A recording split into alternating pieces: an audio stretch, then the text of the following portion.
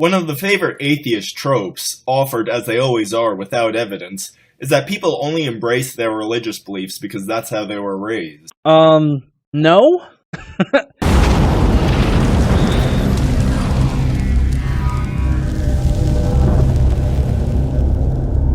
What up, heathens? And welcome to a Fallacy Friday. If you don't know Fallacy Fridays, then definitely check out this link. But today we have a special guest called Deflating Atheism. Now, he's a small Christian YouTuber, but he's also got a very dickish personality. Last week he uploaded a video stating that the genetic fallacy is a double-edged sword, which I don't understand how he can say that the genetic fallacy is a double-edged sword. Like, that would seem to imply that the genetic fallacy can only apply to one particular side of the argument, or something like that, or one particular group. The genetic fallacy is independent of groups and anything. I mean, it just seeks to point out bullshit. In case you don't know what the genetic fallacy is, it's when a source gives you information, and then you write off that information as incorrect or fallible or something like that, just because of where it came from, that source. So I'm really kind of interested to see where Deflating Atheism goes with this.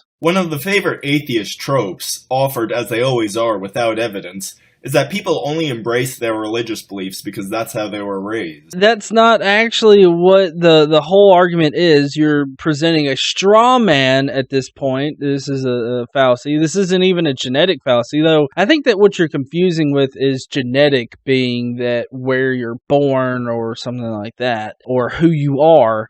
That's not the genetic fallacy at all. So apparently he needs to brush up on his fallacies, but besides the point, what he's talking about here is the likelihood of you being a certain religion because you were born in a certain part of the world. Like, if you're born in the Middle East, you're most likely going to be Islamic or a Muslim. If you're born in, say, England or the United States, you're most likely going to be Christian. If you're born in Africa, there's a lot of fucking different religions in Africa. So depending on the area, you could be Christian, you could be Muslim, who the fuck knows? But it depends on the area. And what we're talking about is probabilities. You're probably going to be that particular religion. Like, for instance, if you just take America, for example, if you're born in Utah, most likely you're going to be Mormon. If you're born in Alabama, you're most likely going to be Baptist. And if you're born in Wisconsin or Pennsylvania, you're most likely going to be raped by a priest. Fucking shitty odds, right? Christians are only Christian because that's what their parents believed. Hindus are only Hindus because that's what their parents believed, etc., etc. And that as soon as these people learn to think for themselves and cast off those shackles of childhood indoctrination, they'll naturally embrace atheism. What?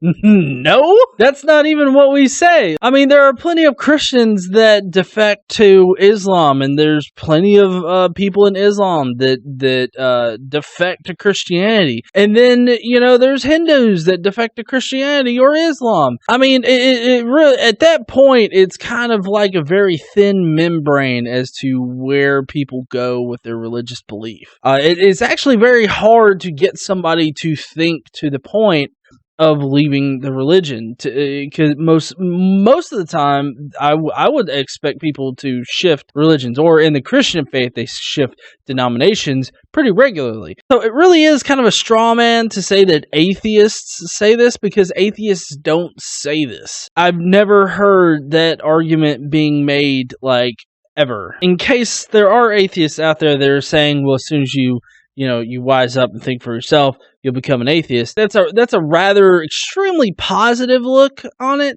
While we may hope that if somebody just starts thinking for themselves and reading books and whatnot, that they'll come to, the realization of the bullshit contained within those books, you shouldn't automatically expect them to embrace atheism. Getting them to think that for themselves is good, and you need to continue to do that, especially if you convert out of a religion and into the nuns category. But as we have seen time and time again, All that is necessary to knock over atheist narratives is the merest whiff of actual fact. Well, that's because you present strawmans and you're able to blow them down easily because you set them the fucketh up. Now let me read to you from a recent Pew Forum study called 1 in 5 U.S. adults were raised in interfaith homes. Religious none. Americans are most likely to identify in adulthood as religiously unaffiliated if they were raised exclusively by a parent or parents who were unaffiliated themselves.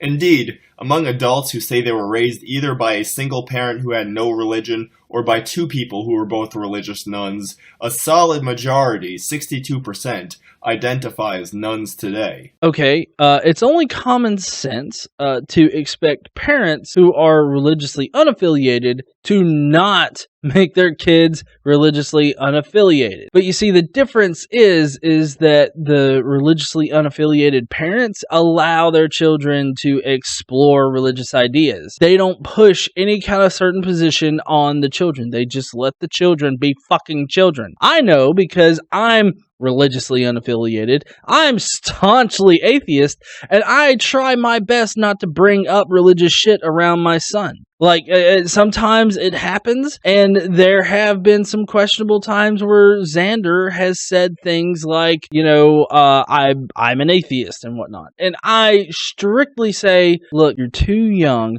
to really contemplate that right now. So why don't you just focus on being a kid and you worry about that later? That's what I do as a parent. Now, religious parents, on the other hand, they strictly enforce their religion on kids. They push it. They make their kids be the same religion that they are. And that is where the difference lies in religious parents and religiously unaffiliated parents, or at least I hope. If you're a religiously unaffiliated or atheist parent and you're pushing atheism on your kid, you're forcing them not to be an atheist, that's a bad idea. That's not being a free thinker.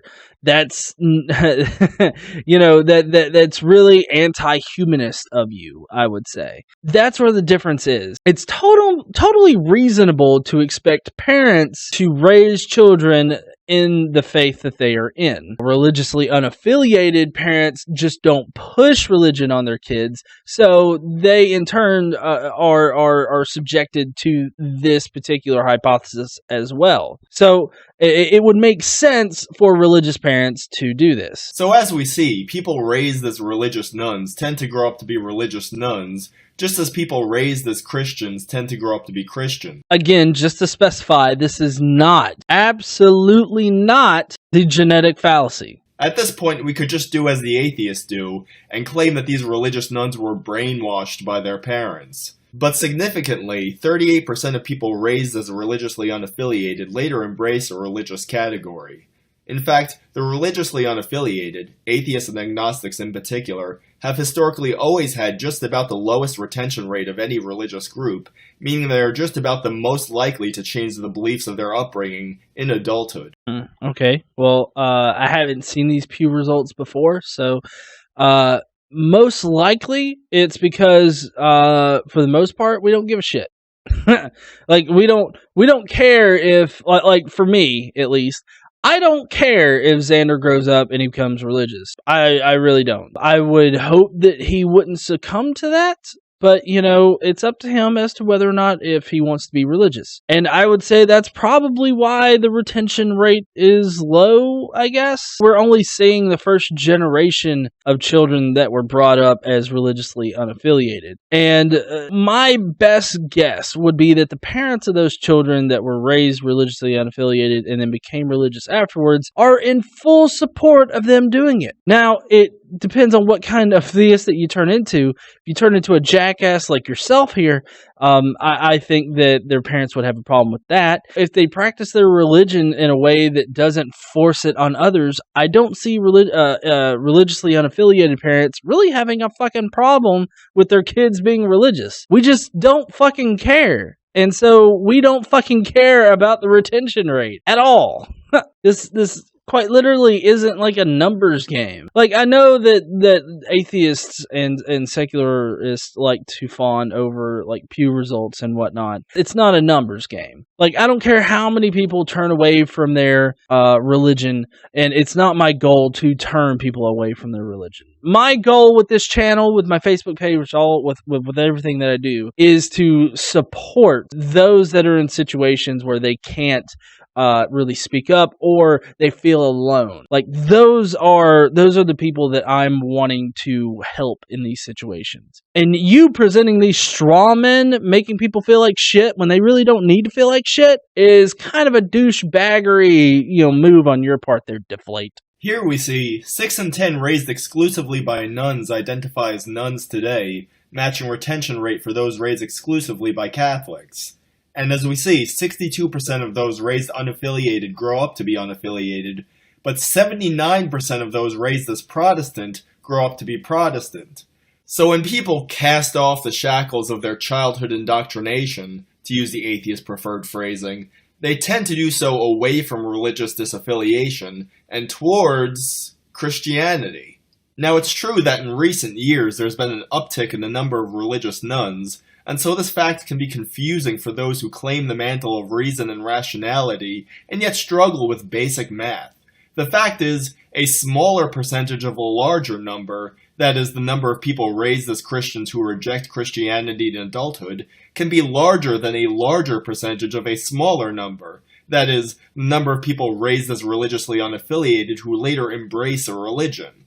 So as we see, when considered as percentages, people who think for themselves and reject the beliefs of their parents tend to do so in a direction of Christianity and away from religious disaffiliation. Just like that, another atheist myth bites the dust.